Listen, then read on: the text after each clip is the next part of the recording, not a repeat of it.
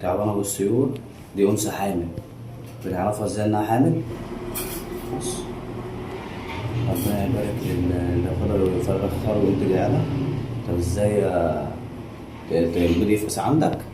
تجيب علبة اللي هي بتاعت الحلويات، تمام؟ تحط مناديل مبللة تعصرها الأول وبعدين تحطها في العلبة، تمام؟ وبعدين حط عليها مناديل ناشفة، وبعدين حط البيض، وبعدين اقفل الغطا، افتح الغطا من فوق فتح التهوية 55 يوم والبيض بيفقس لوحده، متقولوش لحد. ده تعبان ابو السيور بيوصل لحد متر واربعين سنتي، الزاروك او السيور الزراعي او الشجري، تمام؟ ده كرديله طويل ورفيع، نتاية ديلها قصير وتخين.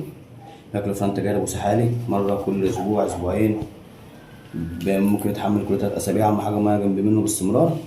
في الشتاء بتحط له لمبة 40 واط جنب الحوض عشان يزود الدم البارد، لازم حرارة عشان ينشط وياكل. في الصيف ما بتحطش اي حاجة عشان الجو كده كده حر في الليل. ده تعبان ابو السيور، نمى الافاعي الزينة.